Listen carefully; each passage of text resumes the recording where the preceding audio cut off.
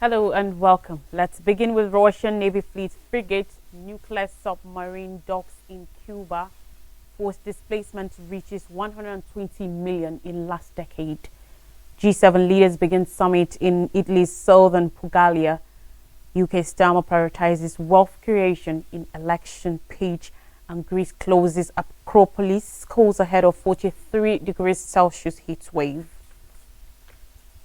Russia's Admiral Gorshkov frigate and the nuclear-powered submarine Kazan, accompanied by a tugboat and oil ship, have arrived in Cuba for a 5-day visit seen as show of force by Moscow amid increasing tension over its invasion of Ukraine.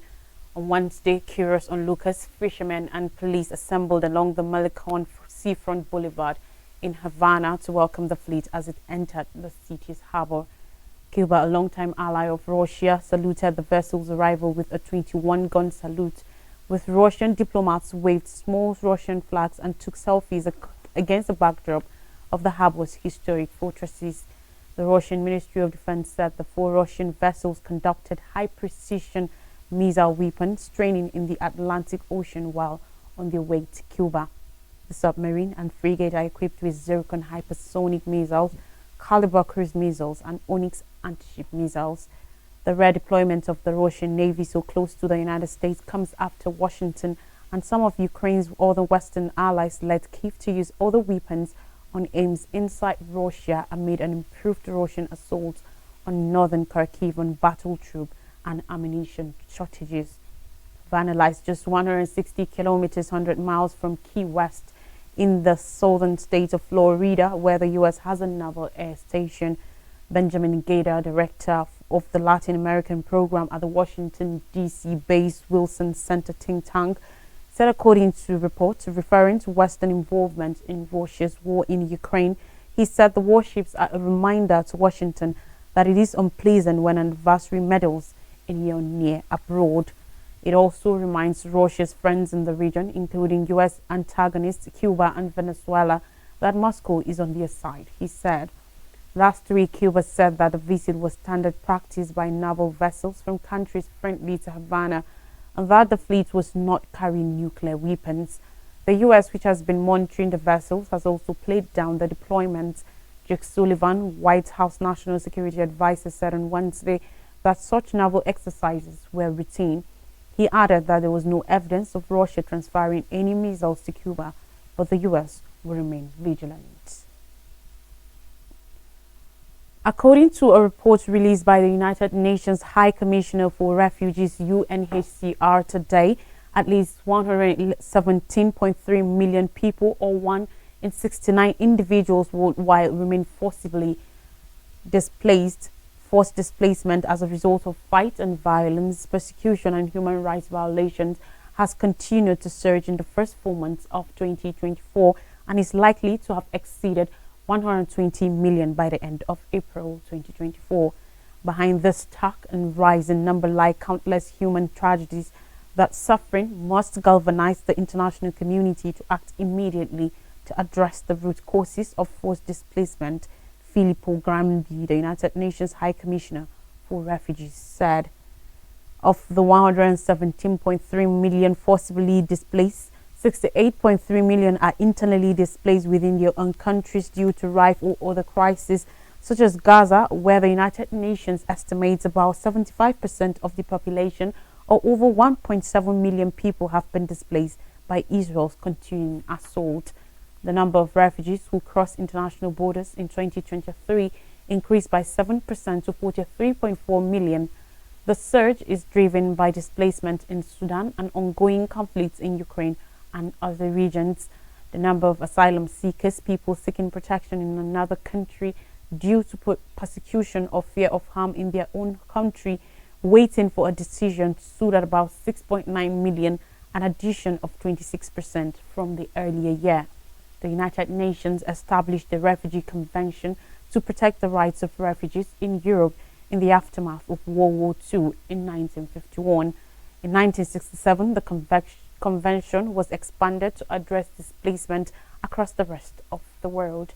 When the Refugee Convention was burned, there were 2.1 million refugees By 1980, the number of refugees recorded by the United Nations surpassed 10 million for the first time. Wars in Afghanistan and Ethiopia during the 1980s caused the number of refugees to double to 20 million by 1990.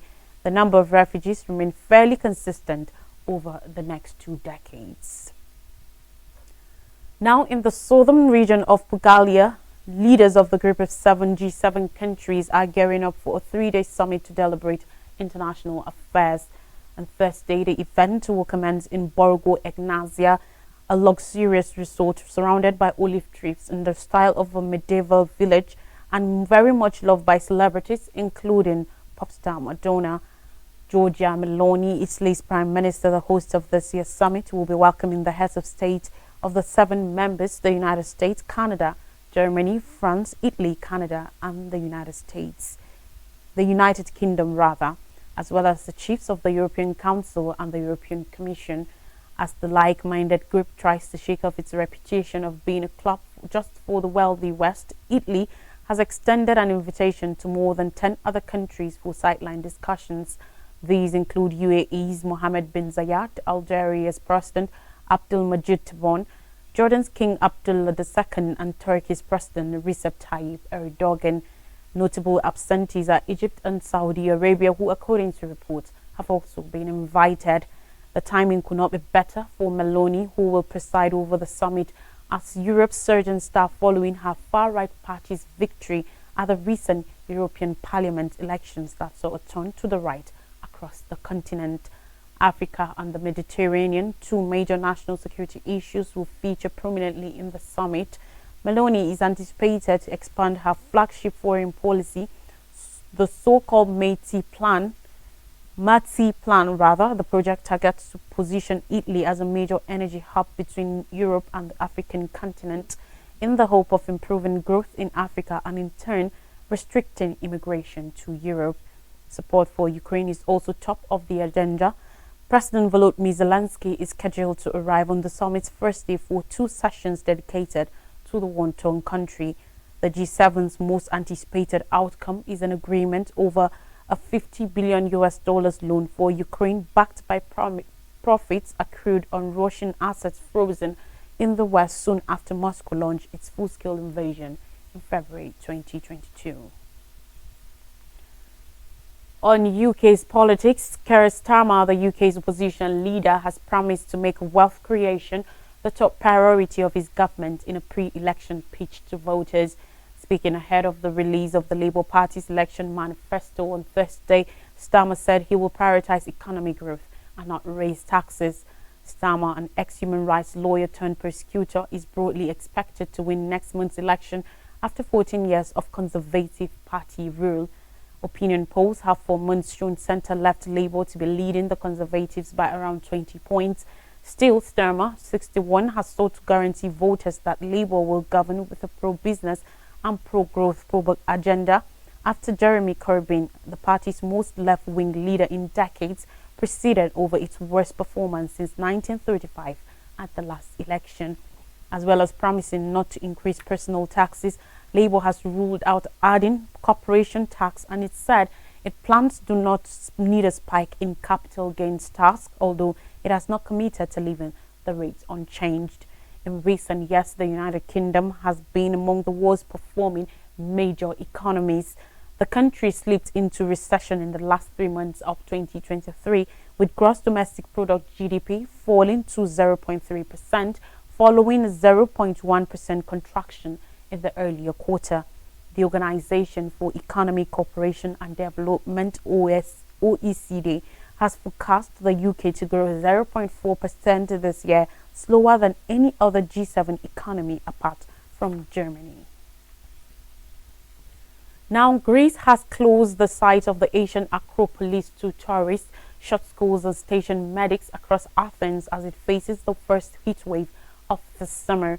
On Wednesday and Thursday, temperatures were likely to hit 43 degrees Celsius, that's 109.4 degrees Fahrenheit in parts of the Mediterranean country, driven by southerly winds bringing hot air and dust from North Africa. The Acropolis Hill, which includes the Parthenon Temple and is one of the world's most famous archaeological sites, was closed from noon to 5 p.m. on Wednesday local time, and Red Cross staff handed out bottles of water to tourists. Several primary schools and nurseries across the country have been told to close for 2 days. Greece is one of the European countries most affected by the climate crunch.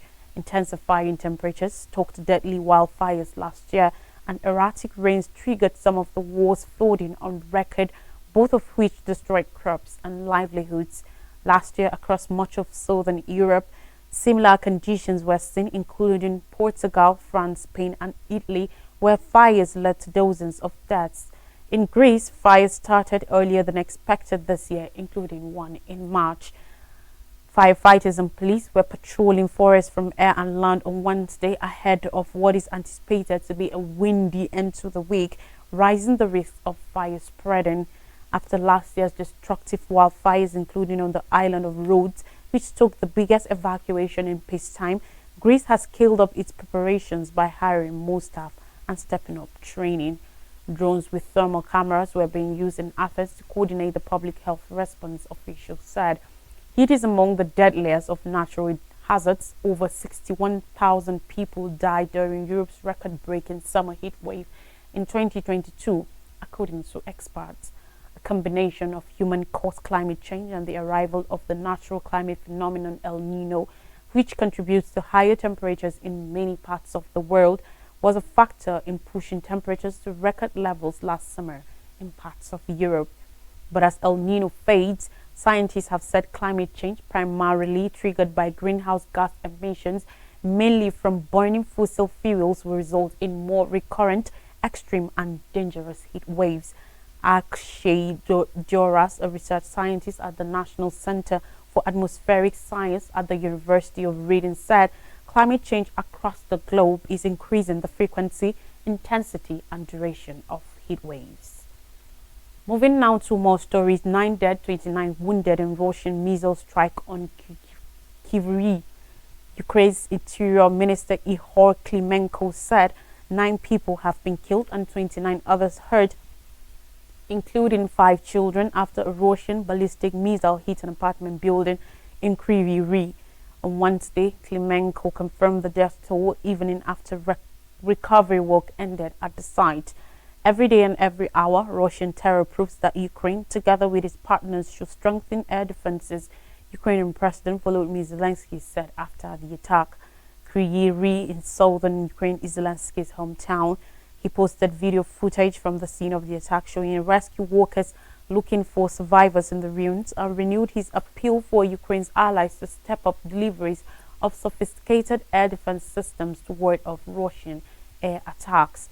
2 U.S. officials said late on Tuesday in Washington that the United States has agreed to send another Patriot missile system. Assistance to Ukraine is a major issue at the annual Group of 7 G7 summit, which will start in Italy on Thursday.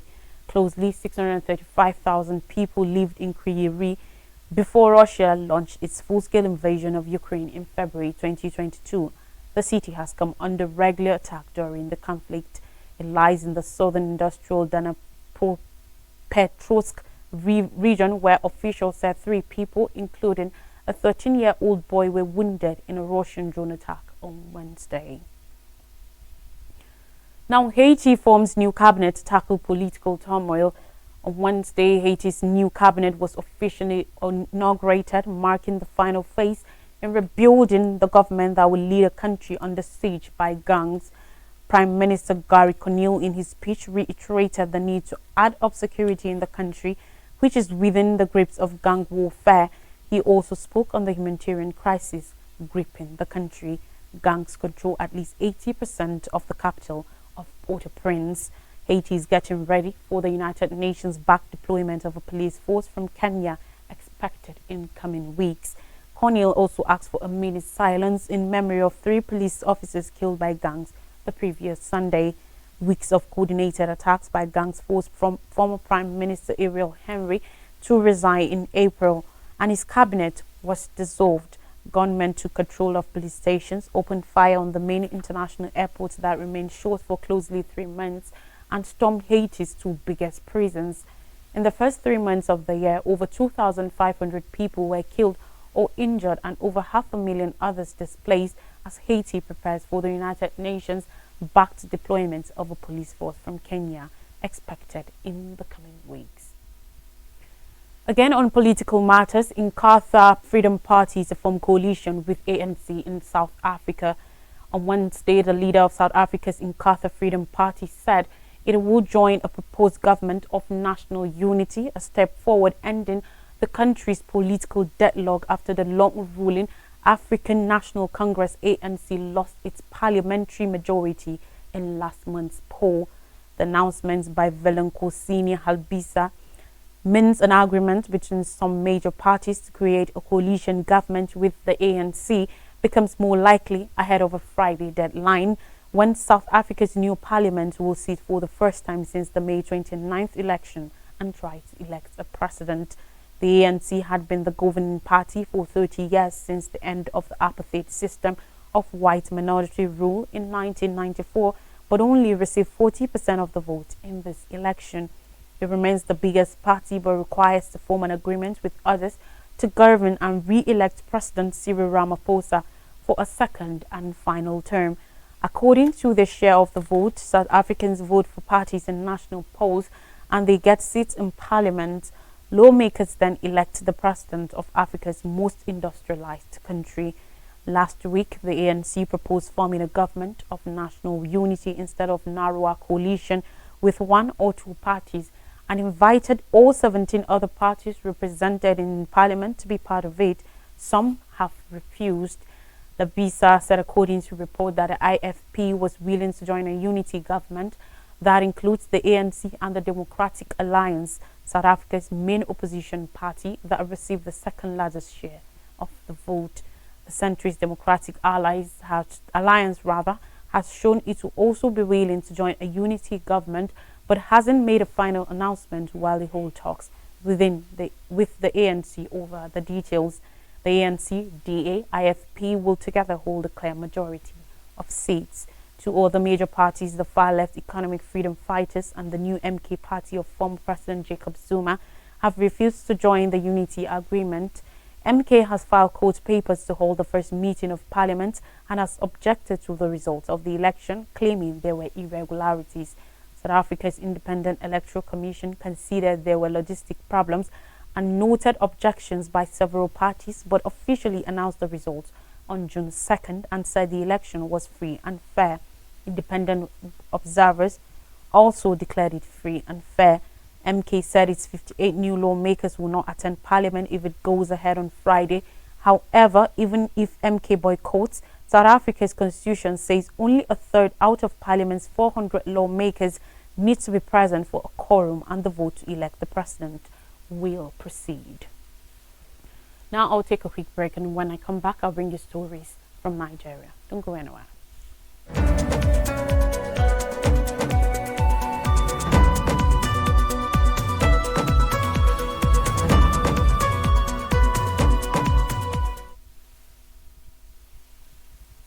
Thanks for staying with us. Now, Zuma, Nigeria. Tinubu's fall at June 12 parade speaks controversy. Yesterday, there were mixed reactions that followed President Bola Tinubu's fall while boarding the presidential parade vehicle at the Eagle Square in Abuja during the commemoration of the Democracy Day yesterday. The incident happened as he approached the vehicle shortly after his arrival at the venue. Although he momentarily lost his footing, the president quickly regained his balance with help from his aide-de-camp ADC and continued with the program. The incident has drawn a series of reactions from Nigerians, especially on social media. Former Vice President Atiku Abubakar, while reacting to the fall, described the incident as unfortunate. However, the presidential candidate of the Labour Party, LP Peter Obi, warned Nigerians against gloating over the fall, describing the fall as unfortunate, saying no one achieves anything by gloating. But Bayo Onanuga, president's media aide, said Tinubu was not the first world leader to fall, citing the cases of President Joe Biden of the United States and former President Barack Obama. Onanuga said his sleep should not distract Nigerians from the importance of the Democracy Day celebration. Also reacting, Olusegun Dada, special assistant to Tinubu on social media, said there were no issues with the president, explaining that he only missed his steps. A Northern Group Ariwa think tank, TTK, defending Tinubu, noted that many presidents across the world have slipped in the past, citing the examples of US President Joe Biden and former President of Cuba, Fidel Castro. The chief convener of ATTK, Mohammed Ali Yakubu, said there was nothing abnormal, saying as human beings anybody could walk and sleep irrespective of position in the society. According to Yakubu, there were no issues with the president because he only missed his steps, and his security details and some aides immediately rushed to him and assisted him to regain his balance. And finally, on the news on minimum wage, federal government warns of layoffs as Labour disowns wage deal. On Wednesday, the federal government admonished organized labor to consider the wider economic repercussions of its push for an unrealistic higher national minimum wage. Mohammed Idris, the Minister of Information and National Orientation, who handed down the admonition, hinted that the 250,000 naira minimum wage demanded by Labour could undermine the economy, lead to mass retrenchment of workers, and jeopardize the welfare of Nigerians. The Labour unions, however, refuted President Bola Tinubu's claims during his Democracy Day broadcast on Wednesday that an agreement had been reached on the new national minimum wage. Prince Adewale, acting president of the Nigeria Labour Congress, Adeyanju, said as of the time negotiations ended on June 7th, no agreement had been reached by the tripartite committee on the national minimum wage. Adeyanju is acting on behalf of the NLC President Joe Ajaero, who is attending an international labor organization conference in Geneva, Switzerland. Tinubu drew the ire of the unions after stating that his administration would soon submit an executive bill to the National Assembly to codify the agreements reached in the minimum wage negotiations between Labour, the private sector, the state, and the federal government. For weeks, the parties had engaged in lengthy talks with the unions, insisting on 250,000 naira minimum wage, while the federal government and the organized private sector offered 62,000 naira. However, the state governors said they will not be able to sustain any minimum wage higher than 60,000 naira. Dismissing the offers made by the federal government and the OPS, the labor union said that they will not negotiate what they describe as starvation wage, 62,000 naira, not acceptable. The Assistant General Secretary of the NLC, Chris Onyeka, said Labour will not accept the newest offer of 62,000 naira and the 100,000 naira proposal made by some individuals and economists. This was as the NLC President Joe Ajaero said the unionists were waiting on the President to consider Labour's proposal. But speaking at the opening of the 2024 Synod of the Charismatic Bishops' Conference of Nigeria in Abuja on Wednesday, the Information Minister stressed the imperative of a realistic wage system that safeguards against mass retrenchments while addressing workers' needs. Idris repeated the government's dedication to reviewing the minimum wage, but warned against demands that could disrupt the economy. A recap of major stories says Russian Navy fleet frigate nuclear sub docks in Cuba. Forced displacement reaches 120 million in last decade.